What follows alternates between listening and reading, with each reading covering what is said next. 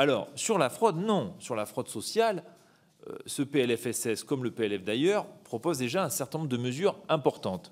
Mais je vais y revenir parce que je suis, moi, disposé à travailler avec vous, à écouter vos propositions, parce que je pense qu'il faut aller plus loin. Mais quand même, rappelons-nous que nous avons dans le PLFSS une mesure pour mieux sécuriser le crédit d'impôt service à la personne, les prélèvements de cotisations sur les travailleurs des plateformes, que les caisses de sécurité sociale se sont engagées sur un recrutement de 1000 ETP d'ici 2027 dédié à la lutte contre la fraude sociale. Moi, je pense qu'il en va de notre cohésion sociale. Et donc, il y a un véritable effort et une orientation qui a été fixée aux caisses de sécurité sociale de renforcer la lutte contre la fraude. On introduit dans le PLFSS un délit d'incitation à la fraude sociale, par parallélisme avec ce qu'on fait dans le champ fiscal d'ailleurs, en disant ceux qui vivent, qui font de la promotion de la fraude sociale, c'est un coup de canif dans notre contrat social et il faut pouvoir traiter la fraude à la source. Il faut qu'on soit intransigeant sur ce sujet-là.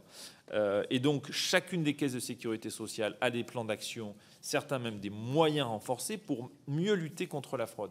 J'ai installé, Madame la rapporteure générale y était autour du conseil d'évaluation de la fraude, en disant il faut qu'on évalue mieux. On a certes des rapports de la Cour des comptes, mais c'est parfois difficile d'évaluer correctement le montant de la fraude. Et pour être efficace dans notre politique de lutte contre la fraude, il faut qu'on y voit plus clair. Et c'est tout le mandat que nous avons fixé aux administrations dans le cadre du Conseil d'évaluation de la fraude. Et on reviendra avant.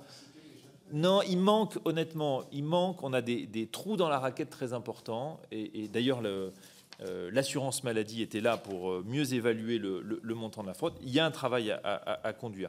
Et je suis par ailleurs ouvert à toutes les propositions des parlementaires sur ce sujet-là. On a mis dans le PLF, dans le PLFSS. Moi, je suis prêt à porter un projet de loi dédié à la lutte contre la fraude si on voit qu'il manque des dispositifs législatifs pour le muscler. Et je serai très à l'écoute des propositions de la Commission, des sénateurs sur ce sujet-là.